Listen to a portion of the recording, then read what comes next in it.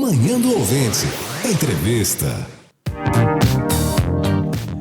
Como é bom estar com você na Rádio Manhuaçu, nas mídias sociais, com mais uma entrevista aqui na 106.9, no Facebook, no YouTube. E é sempre bom a gente trazer assuntos do interesse de toda a nossa coletividade, ainda mais voltados para a saúde.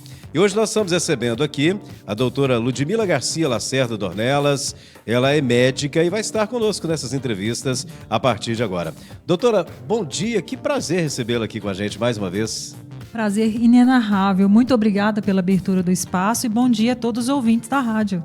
Doutora Ludmila é especialista, ela é especialista em clínica médica e medicina da dor, com visão ampliada para a medicina funcional, integrativa e a medicina endocannabinoide. É assim mesmo que fala? É assim mesmo, pode ser. Pronunciei certo? Corretamente. É porque essas palavras assim a gente costuma agarrar nelas, né? Sim. Mas, doutora Ludmila, a doutora Ludmila é de Manhuaçu mesmo? Sou natural daqui, nascida no Hospital César Leite, daqui mesmo. E já está atuando na medicina há quanto tempo? Eu me formei em 2015, então aí depois houve as residências, né? Até 2019 foram 2 residências médicas e em 2019 para cá tenho atendido clinicamente, bem na pandemia. Certo. Agora, como que surgiu assim a ideia de trabalhar nessa área, né? Especializar nessa área que eu acabei de citar aqui? Bom, os ouvintes não conseguem perceber, né? Eu sou uma pessoa deficiente, eu tenho uma perna amputada, eu sofri um acidente de ônibus há cerca de 20 anos, um pouco menos. Então, houve uma amputação na minha perna. Nessa época falaram assim, você vai sentir dor para sempre. Vá no médico da dor. Aí eu descobri essa especialidade. E não é que o médico me ajudou? E aí eu falei, bom, se eu posso fazer isso pelas outras pessoas, eu acho que é isso que eu preciso de fazer. Então, foi assim. Quer dizer que a escolha ela tem muito a ver com a sua própria vida, né? Tem a ver com aquilo que eu recebi e a ver com aquilo que eu resolvi. Falei, vou escolher dar também, né? Isso é importante, né? Você percebeu tanto a importância daquele tratamento, daquela ação daquele médico, que disse assim, eu quero isso aí para mim porque eu sei que outras pessoas vão ser beneficiadas. Exatamente. É muito bonito isso, né? Dá todo sentido, né? A vida é uma busca constante de sentido e de propósito. Então, diante dessa minha situação e da minha deficiência, eu falei, não, preciso responder à vida e agora o que eu vou fazer? Né? Então, foi por aí que eu corri atrás da medicina da dor. Então, o acidente foi em 2008. Eu não fazia faculdade de medicina até então. Depois é que você enveredou, né, por esse caminho, né? Depois do acidente, que eu fui politraumatizada, né, quebrei a coluna, perdi a perna. Então, de dor, eu entendo. Os dois lados, né, da mesa, vamos dizer assim, o lado como médico e o lado como paciente também. Então, a vida me levou a isso e eu vou levando ela também. Certo. Nesse sentido, né? Doutora Ludmila, para a gente poder entender, para os nossos ouvintes, nosso público também da internet entender melhor, o que exatamente é fibromialgia? Porque a gente ouve falar, né, fibromialgia é algo que traz uma dor muito grande. Né? As pessoas que sofrem com essa doença, eu não sei se é doença, né?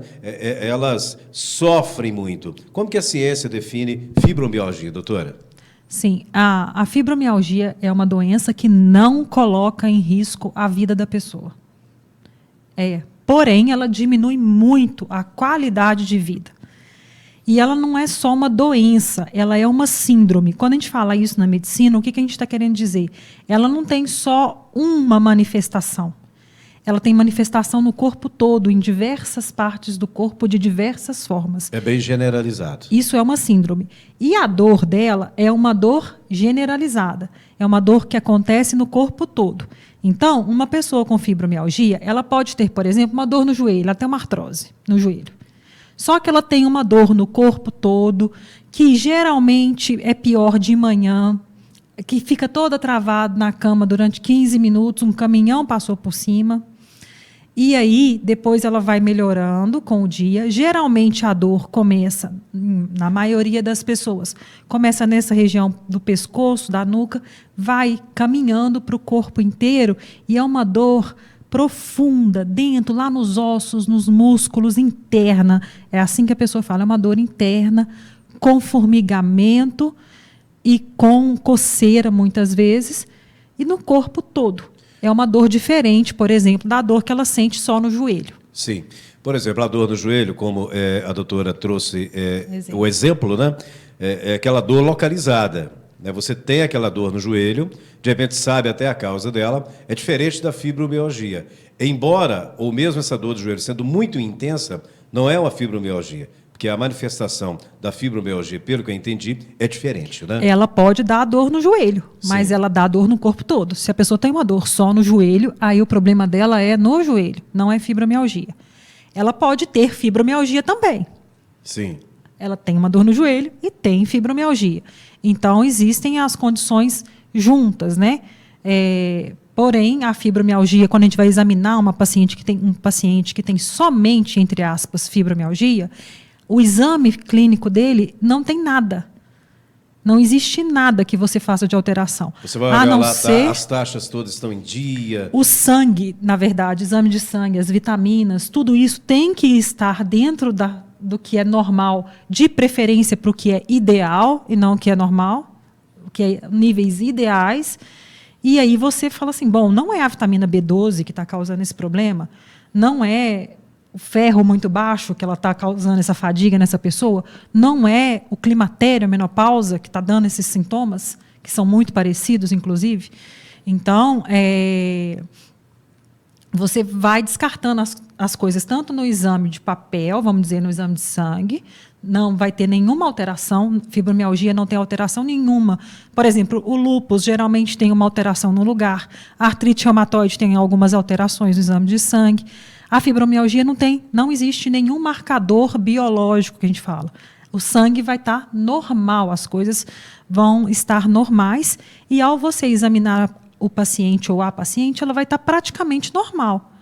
A única coisa é alguns pontos de dor que, às vezes, nós médicos mais experientes em fibromialgia, no caso, nós vamos palpar alguns pontos e provavelmente a pessoa vai falar, ai, entendeu? Ela vai ter uma dor naquele lugar. Aí, então, é que você vai definir. O diagnóstico é clínico, então. O diagnóstico é exclusivamente clínico. A definição que a pessoa tem o diagnóstico não é somente os pontos de dor. Sim. Porque, como eu disse, a fibromialgia, ela é, além da dor, ela é uma síndrome. Então, a pessoa vai relatar algumas coisas sistêmicas que a gente fala, que ela vai falar de cansaço. Não é assim, eu limpei a casa inteira e fiquei cansado. Não, eu já acordei cansado. Aí é um cansaço normal daquela atividade que você desenvolveu, não é? Isso, cansaço que todos nós teremos. Isso. Na fibromialgia, não, a pessoa já acorda cansada. A questão do esquecimento, do fibrofog, que a gente chama. Existe isso, o que significa? Fibro de fibromialgia mesmo e fog de névoa. A pessoa fala que tem uma névoa no pensamento. Ela não consegue terminar um pensamento. Isso não acontece só na fibromialgia, é comum na fibromialgia. Tanto que da fibromialgia a gente chama de fibrofog. Quando não é na fibromialgia, a gente chama de brain, que é cérebro, fog. Mas é a névoa cerebral, traduzindo. A pessoa não consegue fechar um raciocínio. O esquecimento de palavras, ele é comum a todos nós, mas é um esquecimento intenso de palavras. Sim. Então, tudo isso vai ser anotado. E outras síndromes que vão acontecer junto, por exemplo, o intestino da pessoa geralmente não funciona, ou é mais constipado, ou é mais solto. A bexiga também, ela pode ter problemas de bexiga, problemas com digestão de tudo. Então, essas outras partes também, para você fechar o diagnóstico, elas também são anotadas. Certo. Não é só dor. Quer dizer que, na verdade, você tem que ter um equilíbrio em tudo isso aí, e esse equilíbrio foge em quem tem a fibromialgia. O diagnóstico, hoje a gente tem os critérios de diagnóstico, e aí dentro desses critérios tem os pontos que a pessoa pontua em dor e tem os pontos que ela pontua em sintomas somáticos do corpo todo, que seriam essa questão de esquecimento, depressão, ansiedade,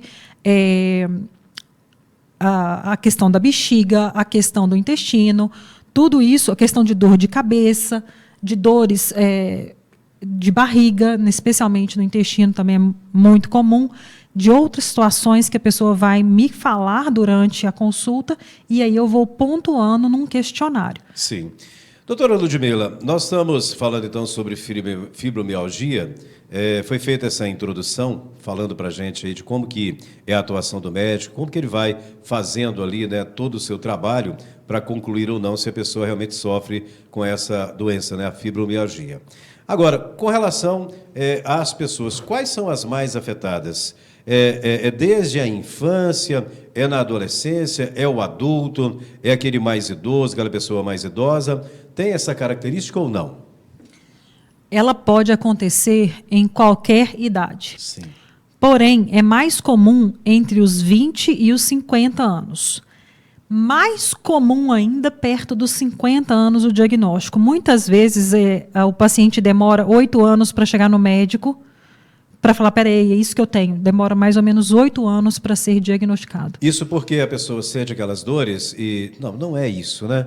Essa dor está sendo ocasionada pela coluna, por um problema que eu tive. Ela nunca pensa que é a fibromialgia. Aí demora a procurar o médico. É claro que com a medicina avançando, os avanços que nós temos, esse tempo de 8 anos, que é muito demorado, ele vai diminuir. Sim. Muito provavelmente. Inclusive agora, com mais conhecimento chegando por meio da mídia, né? Sim, então a tendência é que esse tempo, os próprios pacientes, né, eles começam a perceber que eles são donos da sua saúde. Isso é uma outra coisa importante. 85% da sua saúde é responsabilidade sua.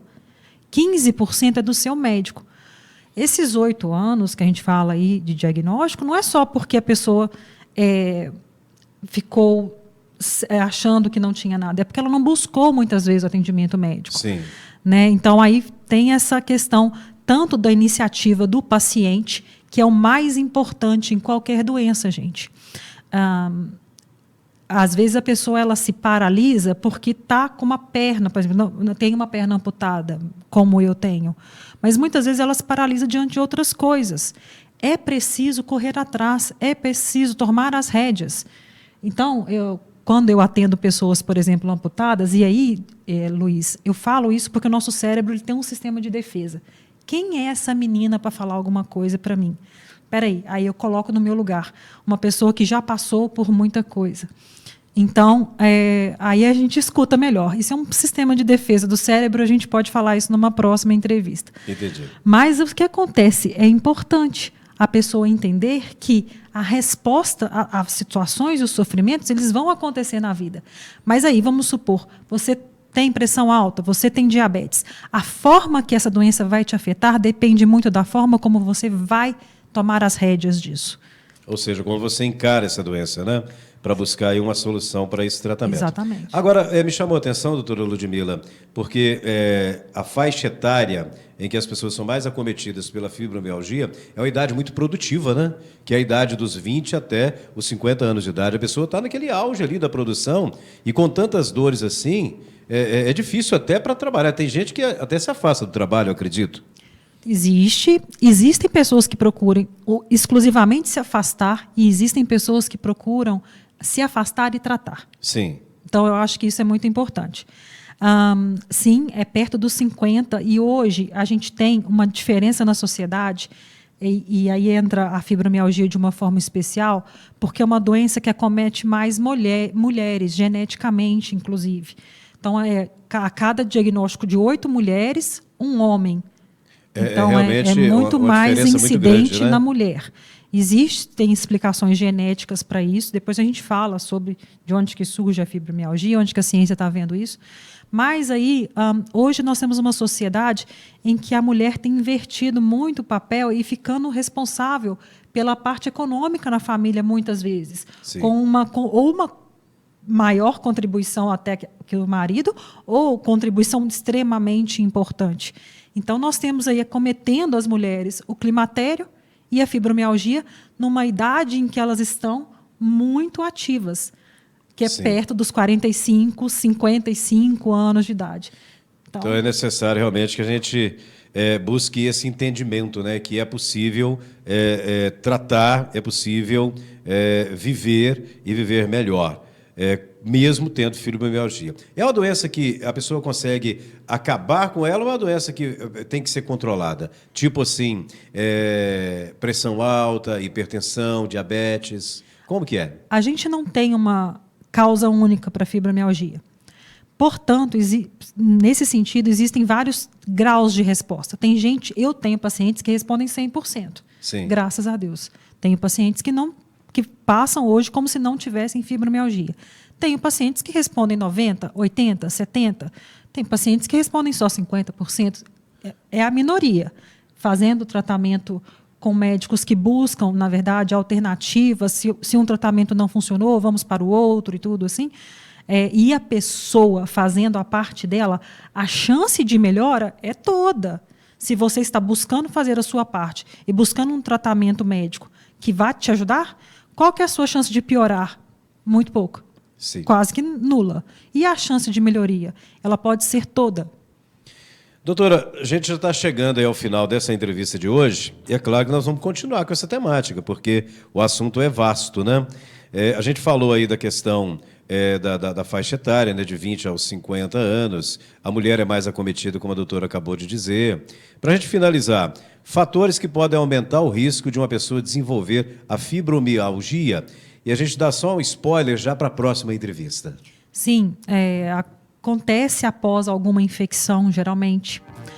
Muitas vezes ela pode estar alinhada com o climatério da mulher, tem que fazer diferença da menopausa, que é, na verdade, o tempo ali próximo da menopausa, e da fibromialgia, tem sintomas muito semelhantes. É muito comum que haja depressão, ansiedade ou um transtorno de déficit de atenção e de estresse pós-traumático. É muito comum, muito, muito comum acontecer após um estresse. Seja ele um estresse por uma infecção ou um estresse pelas situações da vida.